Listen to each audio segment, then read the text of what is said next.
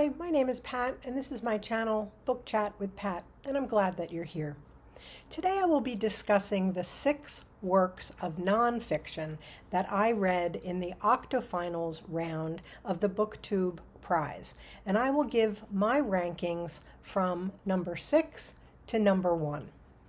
The book that I ranked as number 6 is A Stranger in Your Own City, Travels in the Middle East's Long War by Abdul-Ahad.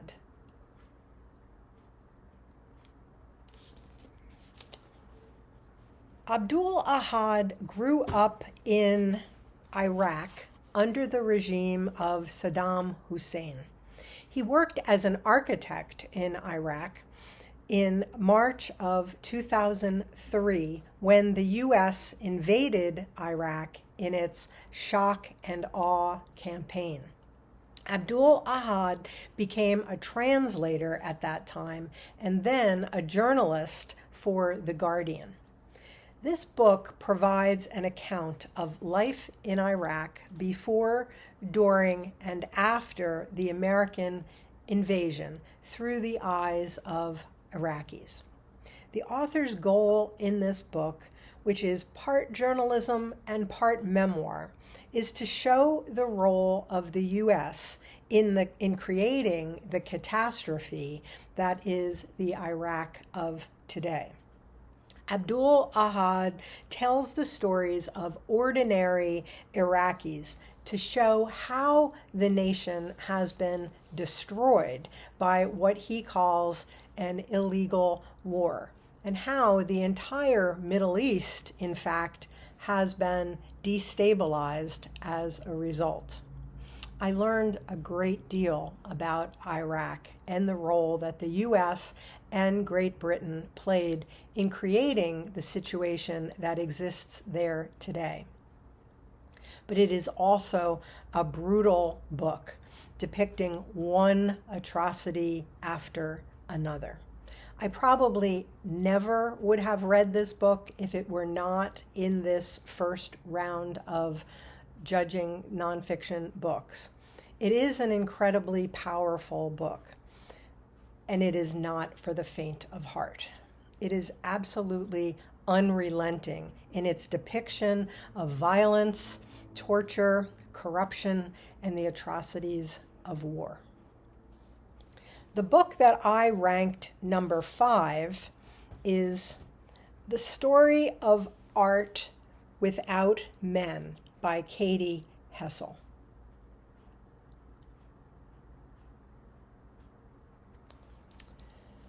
I felt very conflicted about this book throughout my reading of it.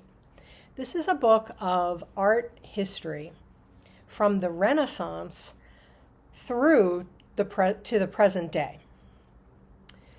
It focuses exclusively on female artists, most of whom have been either completely ignored and left out of art history or marginalized and sidelined from significant discussion. Katy Hessel tells us early on in the book that even the most recent edition of the Bible of art history, E.H. Gombrich's The Story of Art, and it's now in its 16th edition, has only one female artist in it. So she sets about to rectify that situation in her book. The result is The Story of Art Without Men, in which she plays on Gombrich's title. This is a beautiful book with glossy photos of all of the art being discussed. It's a beautiful book.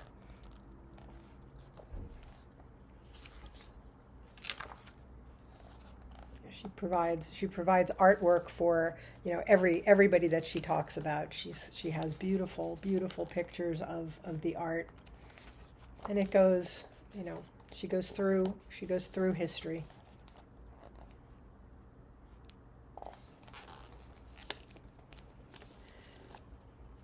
So the book has been lauded for providing this long overdue examination of the multitude of contributions of art by women. She includes a wide range of artists of different races and ethnicities. So here's my problem with the book. It's beautiful, as I've tried to show with some of those pictures. It's a beautiful book, but in attempting to right a wrong, the omission of art by women from the discourse around the world's art, it actually commits the same wrong in reverse, creating a revisionist canon of great artists, all female, and excluding all male artists seems somehow to miss the point. The attempt here is to issue a corrective of the traditional art history standard, the story of art.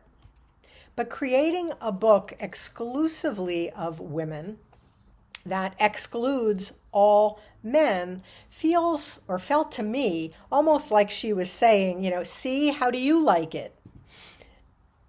I would be much more interested, and I'm not an art historian, but I'm interested in art. I would be much more interested in a truly integrated art history, one that showed the work even of just a particular period of time, but of all the artists, men and women. Yes, there is a patriarchy in the art world, and women have been ignored and marginalized. But we do not really address the issue by turning around and ignoring all male artists.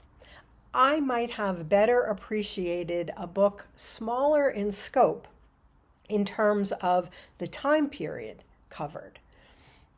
Perhaps she could have covered just the Renaissance, or just the 20th century, or just the 21st century in terms of period of time covered, but then included the men and the women artists of that time period. That, I think, would have been more beneficial to me. It would have been a more effective argument, I think. The book that I ranked number 4 is The Great Displacement, Climate Change and the Next American Migration by Jake Bittle. This is a powerful book that looks at the many ways that climate change affects life in various aspects in the United States. Bittle examines several different communities that have been horribly affected by extreme disasters in nature as a result of climate change, and how the lives of ordinary people have been profoundly altered. For example, he looks at the lives of people affected by hurricanes in Florida, by wildfires in California, by droughts in Arizona, by coastal erosion in Louisiana, to name just a few of the natural disasters that he is examining. In all cases, Bittle shows how economic inequality makes it all but impossible for people to relocate, even though they have been displaced from, in many cases, the only homes that they have ever known. Bittle shows how people are forced to move from one type of climate disaster to another. Ultimately, he calls for a reduction in climate warming pollution, a greater investment in post-disaster aid, major reform in national flood insurance and private fire insurance, and major changes in the approach, in the national approach to providing affordable housing. Bittle's writing style is clear and very accessible, even to a layperson. This is a really important book. My fear in reading it, though, is that the people who are in a position to do some of the things that he's calling for, to do the things that might most help, are people who are not going to read this book. And now for my top 3 books. My number 3 selection was a book of great action, David Grann's The Wager, a tale of shipwreck, mutiny, and murder. This is an exciting tale of historical nonfiction. It describes the shipwreck of the British vessel, The Wager, while chasing a Spanish ship believed to contain great treasure in the 1740s. The Wager is wrecked on a desolate island off the coast of Patagonia. The marooned survivors eventually build a kind of shambles of a seafaring craft, and they are miraculously able to sail home, where at least initially they are regarded as heroes. However, 6 months later, another craft lands in Chile, and the men on that ship tell a very different story. They tell a story of mutiny and murder committed by the supposed heroes of the other craft. The British Admiralty eventually convenes a court-martial to figure out what actually happened. The book is impeccably researched, and it reads more like a thrilling adventure tale of great intrigue rather than just a historical account. It's a very exciting read, and I understand why this book is getting the accolades that it's getting, all across the globe. I think it was Barnes and Noble, the Barnes and Noble nonfiction book of 2023. Okay, my number 2 read of the Octofinals was Ilyon Wu's Master, Slave, Husband, Wife, an epic journey from slavery to freedom. This is the remarkable and fascinating true story of Ellen and William Craft, who escaped from slavery in Georgia through the use of disguise. Ellen was a light-skinned woman, and she posed as an ill white man traveling to Philadelphia with his slave, actually her husband, William. The story is suspenseful, historically accurate, and excruciatingly painful to read.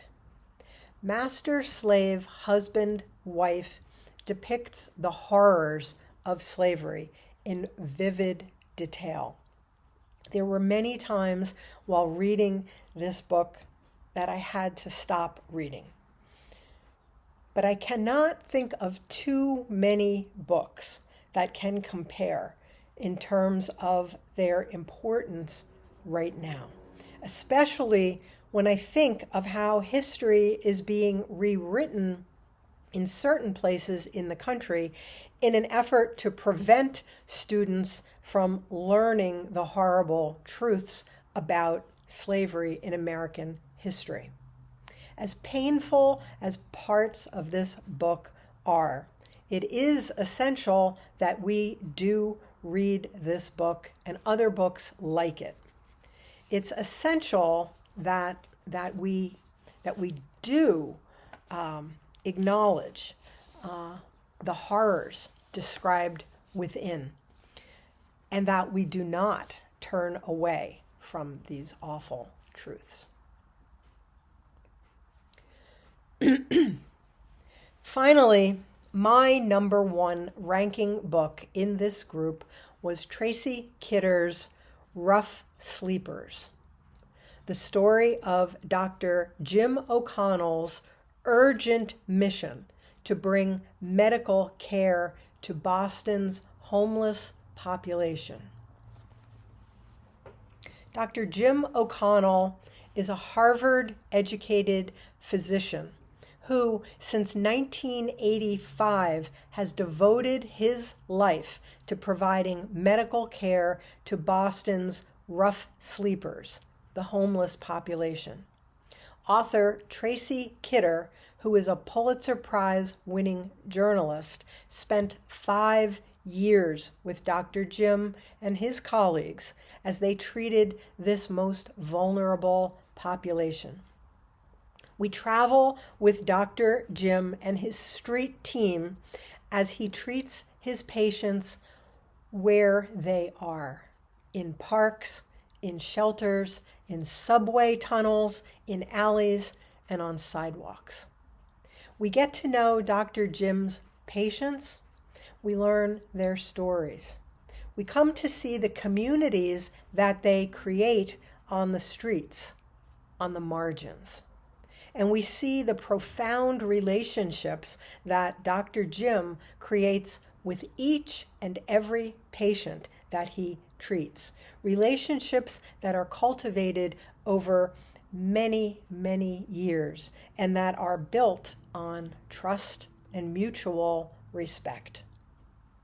Kidder puts a human face on homelessness by depicting the relationships that Dr. Jim develops over time with these rough sleepers who have, in most cases, lived brutal lives of drug and alcohol addiction, abuse, horrific neglect, and unimaginable suffering. This book made me weep in several places, and I don't know when I have had that kind of a reaction to a book. It is a book that I will not soon forget, nor should it be forgotten. This is, quite simply, the best book that I have read in a long, long time.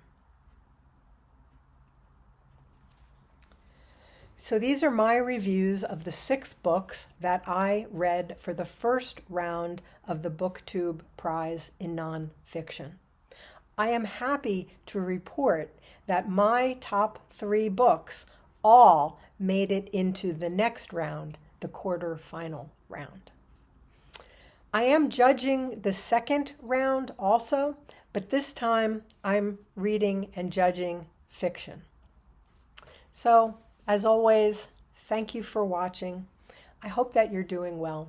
I will speak with you again soon. Take care.